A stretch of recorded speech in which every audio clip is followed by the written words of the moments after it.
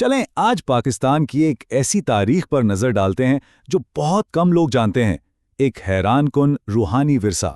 جب بھی انبیاء کرام کے مزارات کی بات ہوتی ہے تو ذہن میں کیا آتا ہے؟ یہی نا کہ وہ سب مشرق وسطیٰ میں ہوں گے۔ لیکن کیا واقعی ایسا ہی ہے؟ کیا کہانی بس اتنی ہی ہے؟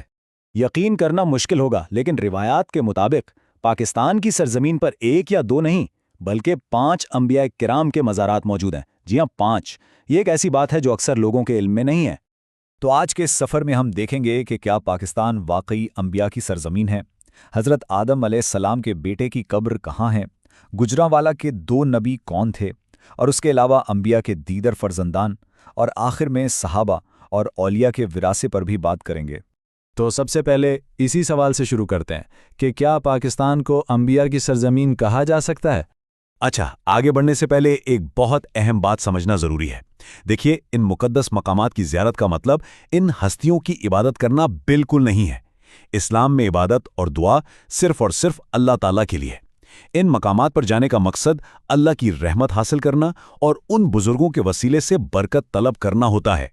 چلیں اب اپنے سفر کا پہلا قدم اٹھاتے ہیں اور اس جگہ چلتے ہیں جہاں حضرت آدم علیہ السلام کے ایک بیٹے کی آرام گاہ بتائی جاتی ہے۔ گجرات میں وڑائچ شریف نامی ایک جگہ ہے۔ یہاں حضرت کمبیت علیہ السلام کا مزار ہے جو حضرت آدم علیہ السلام کے فرزند تھے۔ اور جو بات سب سے زیادہ حیران کرتی ہے وہ ہے اس قبر کی لمبائی، تقریباً 270 فٹ۔ یہ لمبائی ہمیں سوچنے پر مجبور کرتی ہے کہ اس دور کے انسان کیسے ہوں گے۔ تو یہ اتنی لمبی قبر کیوں ہے؟ اس کی ایک ممکنہ وضاحت ہمیں صحیح بخاری کی ایک حدیث سے ملتی ہے، جس میں بتایا گیا ہے کہ جب اللہ نے حضرت آدم علیہ السلام کو بنایا تو ان کا قد 60 ہاتھ یعنی تقریباً 90 فٹ تھا، اور اس وقت سے انسانوں کا قد کم ہوتا جا رہا ہے۔ تو یہ قبر اسی قدیم دور کی ایک نشانی ہو سکتی ہے۔ ہاں، ایک بات واضح کرنا بہت ضروری ہے۔ یہ تمام معلومات مقامی روایات اور عقیدت پر مبنی ہے۔ اس کی کوئی واضح تصدیق ہمیں بنیادی مذہبی کتابوں یعنی قرآن و حدیث میں نہیں ملتی۔ تو یہ ایک مضبوط مقامی روایت ہے، لیکن حتمی علم تو صرف اللہ کے پاس ہے۔ اب گجرات سے آگے بڑھتے ہیں گجرانوالہ کی طرف۔ یہاں ایک ہی قبرستان میں 2 انبیاء اکرام کی آرام گاہیں بتائی جاتی ہیں۔ یہ 2 نبی بھائی تھے، حضرت سلیمان اور حضرت منجوش علیہم السلام، اور ان کا تعلق حضرت موسیٰ علیہ السلام کے خاندان سے تھا۔ دلچسپ بات یہ ہے کہ دونوں کے مزاج میں بہت فرق تھا۔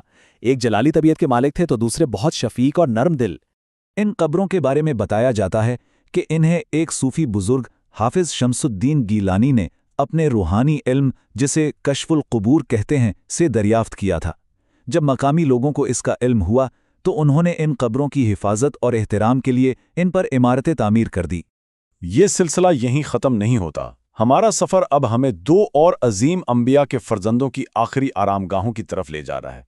گجرات ہی میں ایک اور جگہ ہے، شیخ جیرانی۔ یہاں حضرت امنون علیہ السلام کا مزار ہے۔ یہ حضرت داؤد علیہ السلام کے بیٹے تھے۔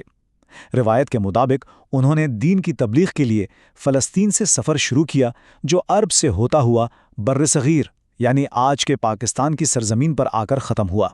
اب ہم چلتے ہیں جہلم کے قریب روہتاس۔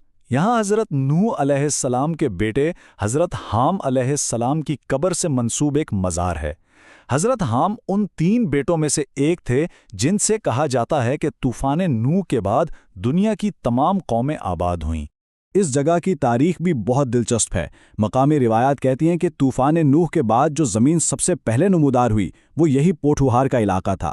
پھر صدیوں بعد 1891 میں ایک صوفی بزرگ نے اس قبر کو دریافت کیا۔ 1994 میں اس کی حفاظت کے لیے 4 دیواری بنائی گئی، اور آج یہ جگہ مقامی لوگوں کے لیے ایک اہم زیارت گاہ ہے، خاص طور پر وہ لوگ جو شفا کی دعا کے لیے یہاں آتے ہیں۔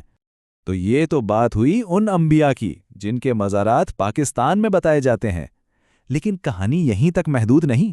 اب ذرا پرسپیکٹیو کو بڑا کرتے ہیں اور دیکھتے ہیں کہ یہ پیغمبرانہ ورثہ ایک بہت بڑی روحانی زنجیر کا حصہ کیسے ہے۔ دیکھیں، ہدایت کا یہ سلسلہ اللہ کی طرف سے انبیاء کرام سے شروع ہوا، ان سے صحابہ کرام نے سیکھا اور اس پیغام کو آگے پھیلایا۔ پھر تابعین نے اس علم کو اگلی نسل تک پہنچایا، اور ان کے بعد اولیاء اور علماء نے امت کی رہنمائی کا یہ سلسلہ جاری رکھا۔ یہ ایک نہ ٹوٹنے والی زنجیر ہے، اور اس زنجیر کی کڑیاں پاکستان کی سرزمین پر بھی موجود ہیں۔ یہ ورثہ صرف قدیم انبیاء تک ہی نہیں ہے۔ سندھ کے شہر سکر میں کئی صحابہ اکرام یعنی ہمارے پیارے نبی حضرت محمد صلی اللہ علیہ وسلم کے ساتھیوں سے منسوب قبریں بھی موجود ہیں۔ اور پھر یہ سلسلہ آگے بڑھتا ہے اور اولیاء کرام تک پہنچتا ہے۔ لاہور میں حضرت داتا گنج بخش ہوں یا سہون شریف میں حضرت لال شہباز قلندر، ان عظیم ہستیوں نے بھی اسی روحانی سلسلے کو اس سرزمین پر زندہ رکھا۔ تو آخر میں سوال یہ پیدا ہوتا ہے کہ ہم اس سب کو کیسے دیکھیں؟ یہ جگہیں صرف تاریخ کا حصہ نہیں ہیں، بلکہ یہ روایت اور عقیدے کا ایک گہرا سنگم ہے۔ یہ ہمیں سوچنے پر مجبور کرتی ہیں کہ ہم تاریخ، زبانی روایات اور ایمان کے اس تعلق کو کس طرح سمجھتے ہیں اور اس سے کیا سبق حاصل کرتے ہیں۔